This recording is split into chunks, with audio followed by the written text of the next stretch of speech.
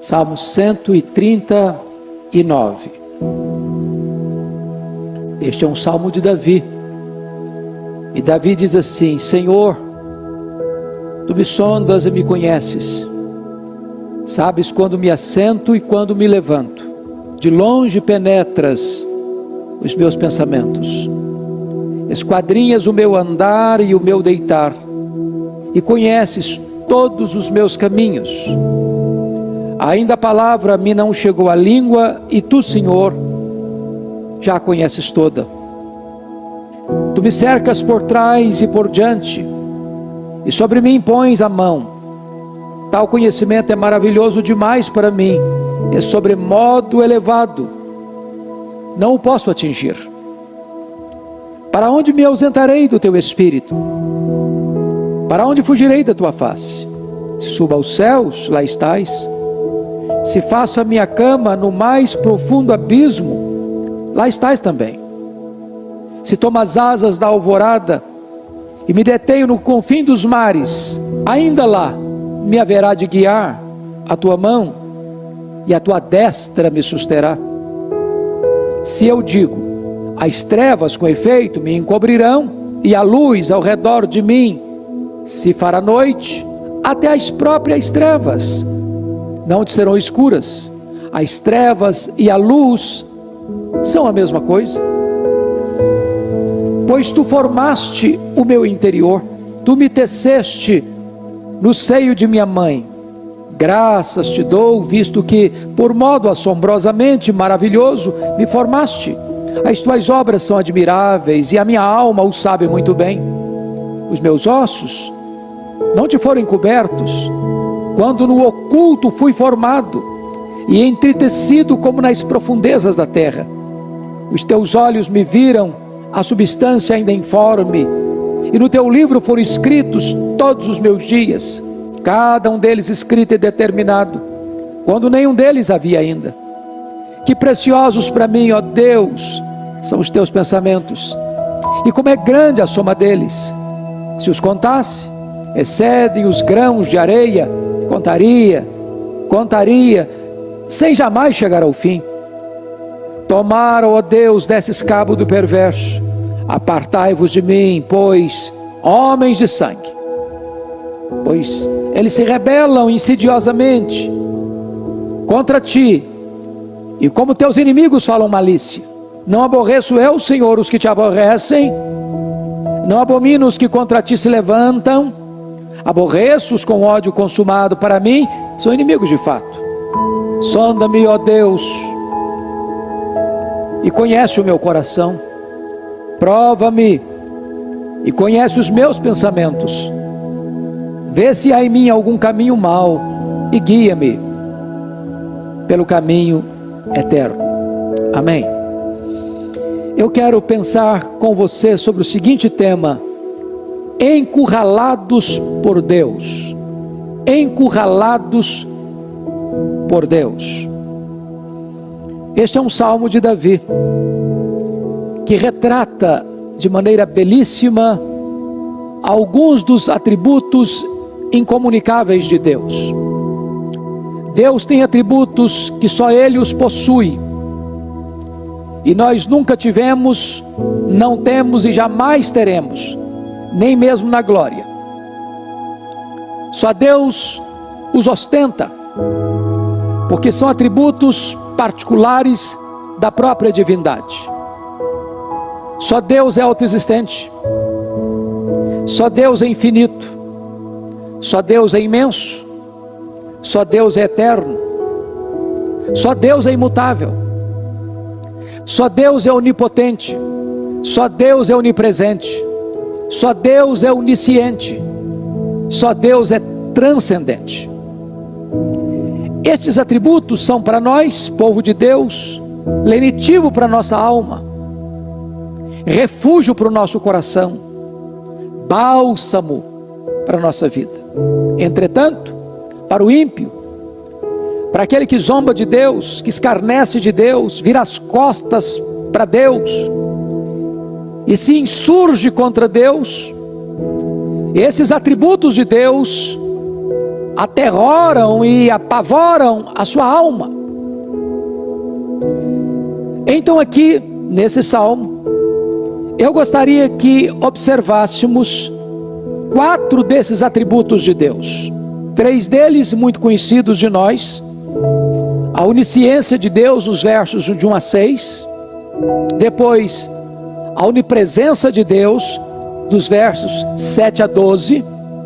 Depois, a onipotência de Deus, dos versos 13 a 18.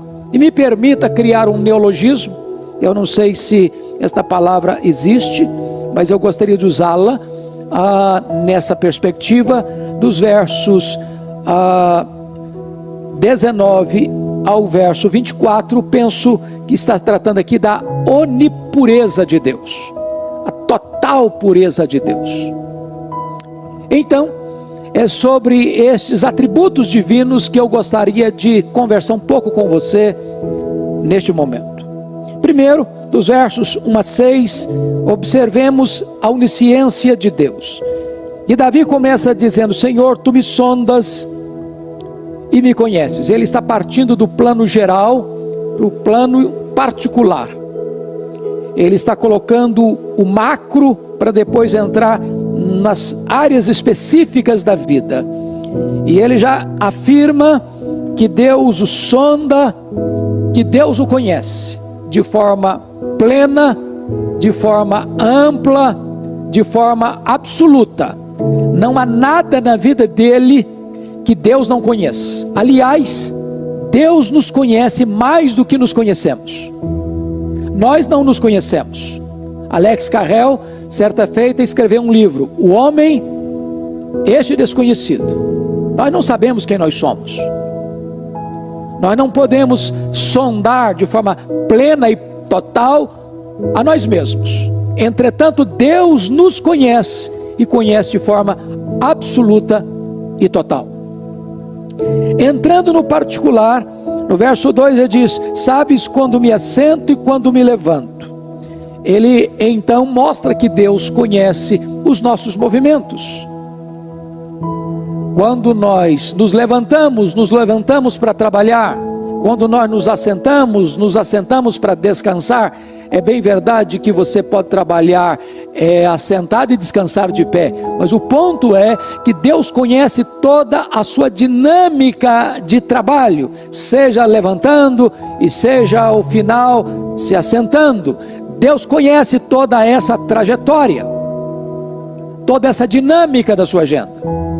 Mas mais, o versículo de número 2 nos diz que de longe penetra os meus pensamentos. Bom, diz os entendidos que passam pela nossa cabeça mais de 10.000 pensamentos por dia. E eu estou certo de que se as pessoas que convivem conosco soubessem de tudo quanto nós pensamos, elas se afastariam de nós horrorizadas, escandalizadas. Tem horas que nós ficamos escandalizados com nós mesmos, por pensar determinadas coisas. O que é maravilhoso é que mesmo Deus conhecendo todos, não alguns, de longe penetras os meus pensamentos. A despeito disso, de penetrar, de diagnosticar, de vasculhar, de perceber, de sondar tudo isso, ainda assim Deus nos ama e não nos escorraça. Este Deus é maravilhoso de fato. Mas em seguida, verso 3, ele diz: esquadrinhas o meu andar e o meu deitar, e conheces todos os meus caminhos. Note você que ele usa uma palavra esquadrinhar. Isso significa que Deus vai fundo, que Deus vai nas últimas consequências, que Ele vai naquelas camadas mais baixas que nós tentamos guardar as 7 chaves no cadeado. Pois até essas coisas mais secretas, mais íntimas, lá do recesso da nossa vida, Deus sabe tudo, o nosso andar, o nosso deitar, e Ele conhece todos os nossos caminhos. Então Deus sabe onde você vai, Deus sabe o que você faz, Deus sabe tudo a seu respeito. Não há nada que você possa esconder desta onisciência plena de Deus a seu respeito. Você está encurralado por Deus. Mas quando chega no verso 4, ele diz algo interessante: ainda a palavra me não chegou à língua, e tu, Senhor, já a conheces toda. Diz os entendidos que quando você profere uma palavra, você já tem 8 palavras engatilhadas no seu consciente. É por isso que você não quebra o seu discurso. É por isso que você não rompe a sua lógica de raciocínio ao falar. Pois Deus conhece até aquelas palavras que ainda não estão no gatilho para serem proferidas. Antes de você proferi-las, Deus já sabe. Então há muitos discursos que nós não chegamos a proferir e que Deus conhece. Muitas palavras que nós engolimos e Deus as vê jogadas ao ar. Deus conhece o que falamos e Deus conhece o que intencionávamos falar. Ele conhece tudo, Ele sabe tudo. Não há como ter qualquer coisa fora do conhecimento deste Deus que nos encurrala. Então note você, no versículo 5, ele retrata essa forma de Deus nos cercar. Tu me cercas por trás e por diante, e sobre mim pões a mão, e tal conhecimento é maravilhoso demais para mim, é sobremodo elevado, não o posso atingir. Então, você está de fato encurralado por Deus. Ele cerca você pela frente, Ele cerca você por trás, Ele coloca sobre você a sua mão, não tem como escapar, não tem como fugir. Mas se esse Deus é o seu Pai, se esse Deus é a razão da sua alegria, da sua paz, da sua vida, se Ele é o contentamento do seu coração, esse conhecimento não vem para apavorar você, para atormentar você, vem para trazer um grande refrigério para o seu coração. Deus conhece você, e apesar de conhecer você, Ele protege você. Apesar de conhecer você, Ele ama você. Ele ama você não por aquilo que de bom vem em você, mas Ele ama você não por causa dos seus méritos, mas apesar dos seus deméritos, Ele ama você. Este é o Deus inescapável.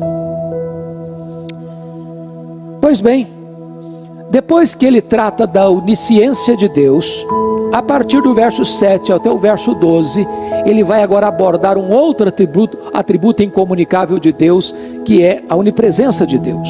Vejamos. Olha a pergunta do verso 7. Para onde me ausentarei do teu espírito? Para onde fugirei da tua face? Porque talvez esse é o sentimento natural do ser humano. Já que Deus nos encurrala, será que eu consigo escapar? Será que eu consigo ir para algum lugar que Ele não esteja lá? Será que eu possa fechar a porta do quarto, apagar a luz para ninguém ver e Deus fica de fora? Será que eu posso fazer alguma coisa onde Deus não seja testemunha? Será que eu posso estar em algum lugar que eu escape do olhar investigador de Deus?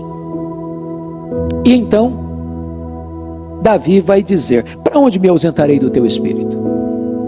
Para onde eu fugirei da tua face?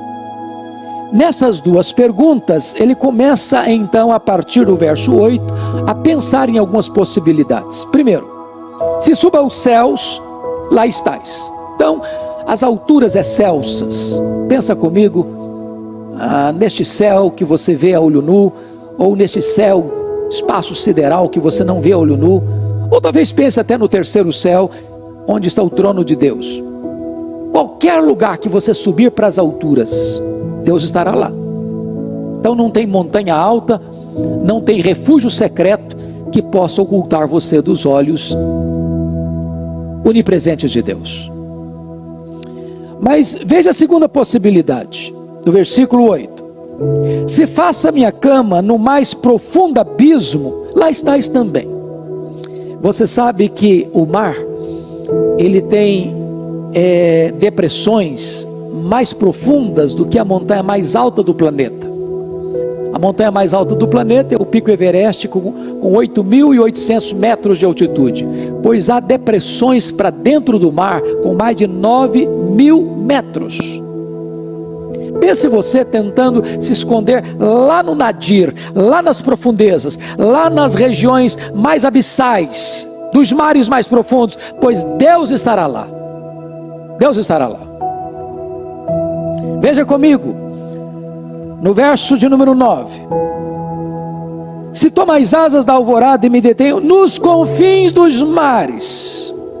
É claro que na época de Davi, talvez a navegação ainda não estava tão desenvolvida, e ele tinha consciência de que havia outros territórios a serem explorados, outros rincões distantes a serem conhecidos, e ele talvez pense na possibilidade dos mares mais remotos, mais distantes, e ele então imagina essa cena: se tomo as asas da alvorada e me detenho nos confins dos mares, ainda lá me haverá de guiar a tua mão e a tua destra me susterá. E agora ele pega a ideia da onipresença de Deus, não como algo que vai apavorá-lo, mas como algo que vai abraçá-lo, que vai sustentá-lo, que vai cercá-lo, que vai sustê-lo diante de uma cena tão complexa quanto essa que ele registra no versículo 10.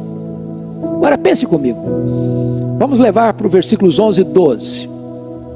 Se eu digo, agora ele está conversando com ele mesmo, está cogitando um solilóquio, numa conversa no espelho. Se eu digo, as trevas com efeito me encobrirão e a luz ao redor de mim se fará noite, até as próprias trevas não serão escuras. As trevas e a luz são a mesma coisa. Quanta tolice hoje, não? Eu e você praticamos. Da gente pensar que pode esconder-se de Deus, pode dar uma escapadinha da presença onisciente deste Deus. Não adianta fechar o quarto, não adianta apagar a luz, não adianta fazer alguma coisa que os homens não estejam vendo, que os homens talvez nunca vão ver, se Deus está vendo, se Deus é testemunha. Porque para ele escuridão e luz é a mesma coisa, luz e trevas é a mesma coisa. Ele enxerga no escuro, ele enxerga na curva, ele enxerga o que o homem não pode ver. Então Davi está aqui mostrando que você e eu estamos de fato encurralados por Deus, porque ele conhece tudo e está em todo lugar. Mas vamos ao terceiro ponto, porque agora a partir do verso 13 ao verso 18 ele vai desenvolver um raciocínio para tratar conosco acerca de um terceiro atributo incomunicável de Deus. Já tratou da onisciência, já tratou da onipresença, e agora dos versos 13 a 18 ele vai tratar da onipotência de Deus. Vejamos, ele começa a observar o seu corpo. E pense bem que Davi está escrevendo esse texto 1000 anos antes de Cristo. Portanto, eu estou falando que Davi está escrevendo esse texto há mais de 3.000 anos, quando as ciências biológicas não estavam ainda desenvolvidas. E hoje nós temos muito mais compreensão, talvez científica, do que Davi tinha no seu tempo. E ele escreve isso aqui por revelação de Deus, que conhece o futuro do seu eterno agora, e que é o pai da própria ciência, porque todo saber é uma dádiva de Deus. O homem recebeu de Deus inteligência para pesquisar, para perquirir, para investigar, e esse saber vem de Deus. É por isso que alguém já disse, e eu preciso concordar necessariamente, é que entre a ciência e a Bíblia não há contradição. A Bíblia corretamente interpretada e a ciência corretamente entendida nunca vão entrar em contradição. Alguém já disse que um pouco de ciência afasta você de Deus, mas muita ciência aproxima você de Deus. E Davi está descrevendo algo aqui que a ciência hoje retrata de maneira tão bela. Se não, vejamos. Versículo 13. Pois tu formaste o meu interior, tu me teceste no seio da minha mãe. Veja 14. graças te dou. E agora, quando ele para pensar da maneira como Deus fez o seu corpo, da maneira como Deus o teceu lá no ventre da sua mãe, ele não tem outra atitude a não ser gratidão. Sobretudo hoje, Dia das Mães, a gente tem que parar e agradecer mesmo. Deus usou a minha mãe, Deus usou a sua mãe para nos trazer ao mundo, e esse milagre da vida se desenvolvendo desde um pontinho que era invisível ao olho humano. Você começou, estava lá naquele pontinho, exatamente toda a potencialidade da sua vida, e Deus foi desenvolvendo este milagre que é você. Você é um milagre de Deus. Graças te dou, verso 14, visto que por modo assombrosamente maravilhoso me formaste. Ele está extasiado, ele está encantado com o milagre da vida, da maneira como Deus o gerou no ventre da sua mãe. E ele diz: visto que por modo assombrosamente maravilhoso me formaste, as tuas obras são admiráveis, e a minha alma o sabe muito bem. Então eu gostaria de dizer a você que está aí me acompanhando: você não é obra do acaso. Mesmo que seus pais não tenham planejado você, Deus planejou. Você não é resultado de uma evolução, você não veio de uma ameba, nem de um símio. Você é obra das mãos do Criador. Você é especial pelo fato de que o seu Criador é o Deus Todo-Poderoso. Foi Ele quem criou você, foi Ele quem formou você, e de uma maneira assombrosamente maravilhosa. Em vez de você viver a vida esquecendo-se de Deus, que você reconheça isso e dê graças a Deus, como fez Davi. Voltemos os olhos ao verso 15. Olha o que ele diz: os meus ossos não te foram encobertos, quando no oculto fui formado e entritecido, como nas profundezas da terra. E ele avança para o verso 16: os teus olhos me viram, a substância ainda informe, e no teu livro foram escritos todos os meus dias, cada um deles escrito e determinado. Paremos para pensar um pouquinho aqui. Hoje os legisladores, ou as nossas cortes, discutem aqui, ali, acolá, acerca da questão do aborto. Alguns dizem não, que a vida começa só depois dos 3 meses, e até os 3 meses não tem problema. Outros querem buscar outras alternativas. Entenda uma coisa: a vida começa na concepção. A vida começa na concepção.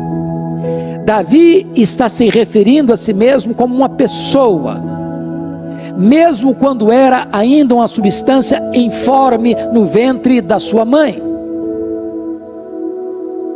Então esse texto já seria absolutamente suficiente para nós dizermos um não sonoro ao aborto.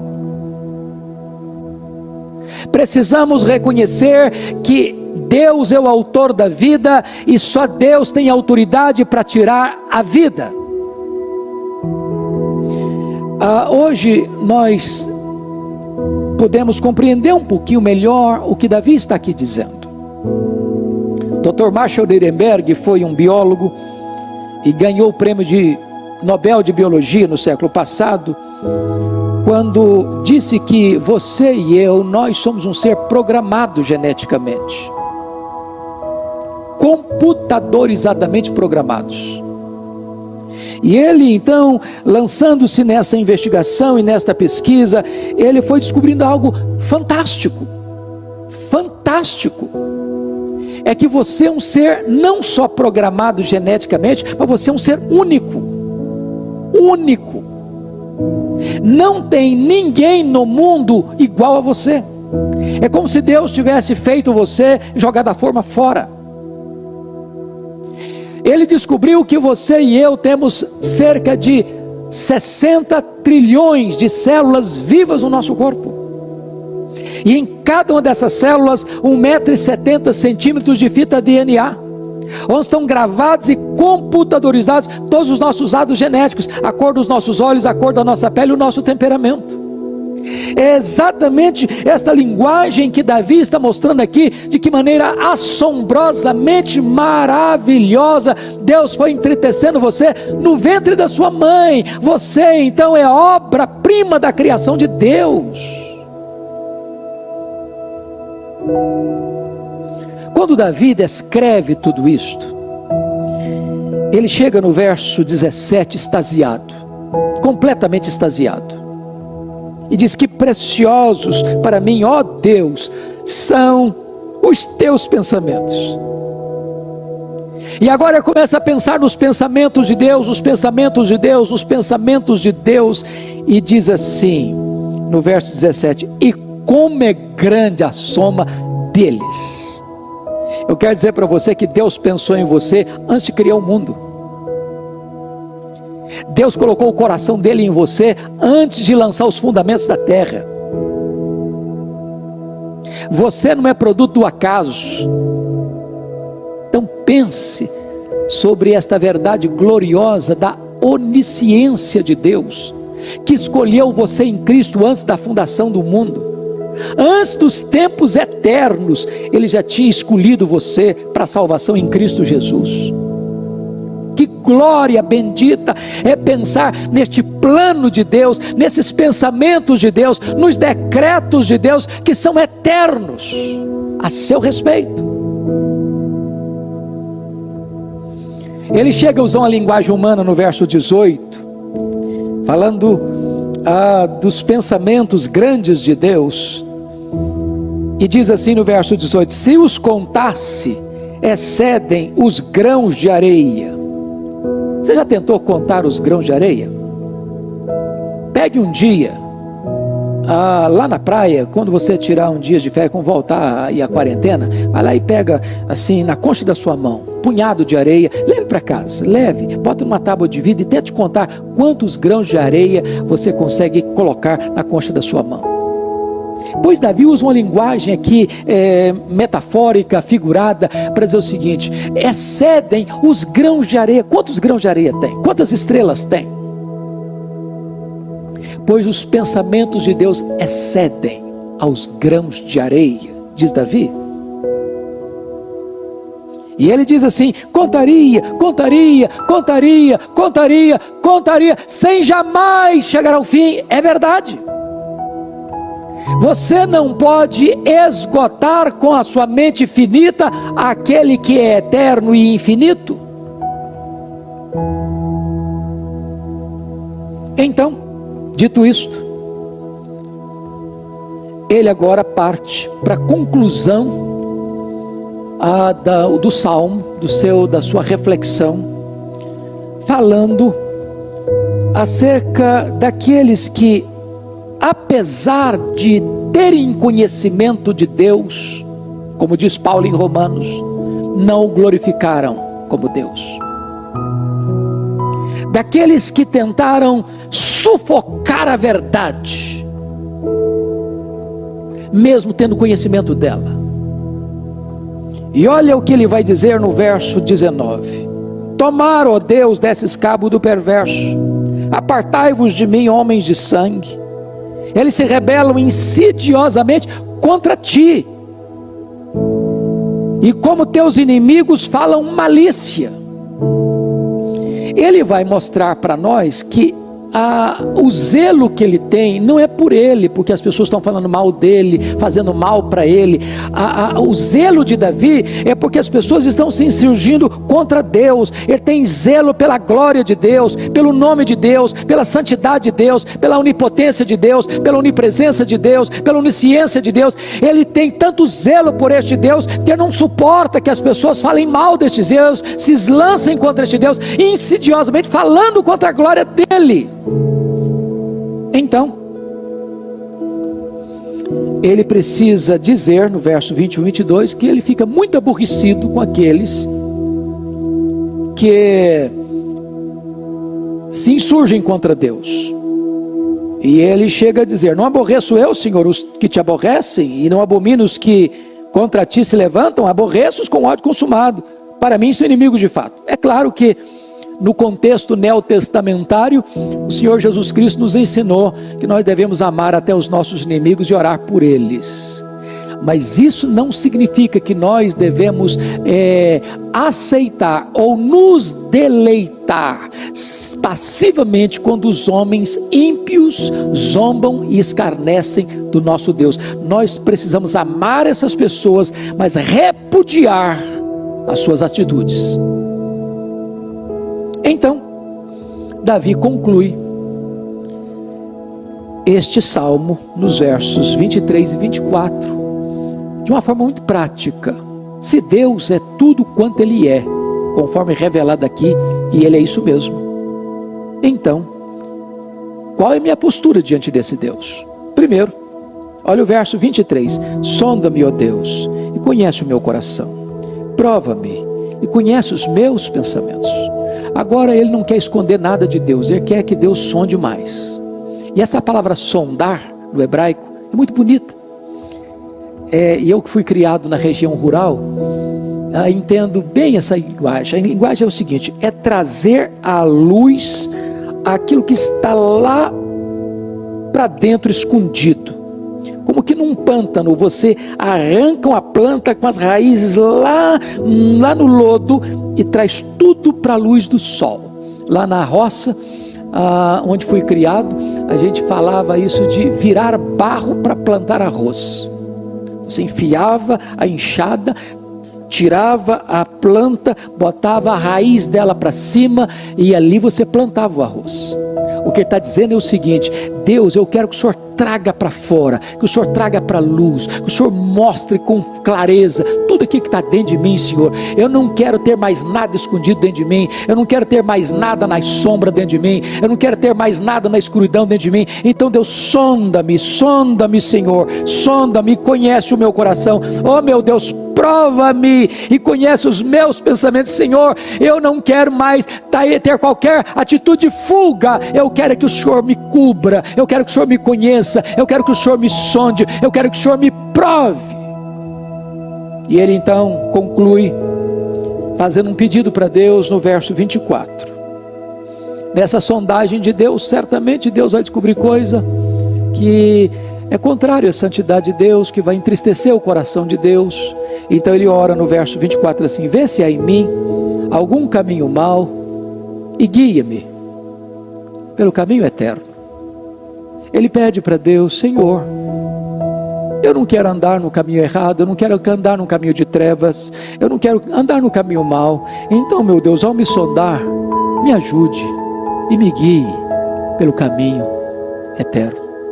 Que a oração de Davi seja a sua oração, que a oração de Davi seja a minha oração, porque você e eu estamos encurralados por Deus, protegidos por Ele, mas não podemos zombar dEle, porque Ele conhece tudo, Ele vê tudo, Ele sonda tudo, Ele sonda todos. Que Deus nos abençoe e que nós possamos nos agasalhar nos braços deste Deus maravilhoso. É nosso Pai, a nossa alegria, a nossa paz, a razão da nossa vida. Amém.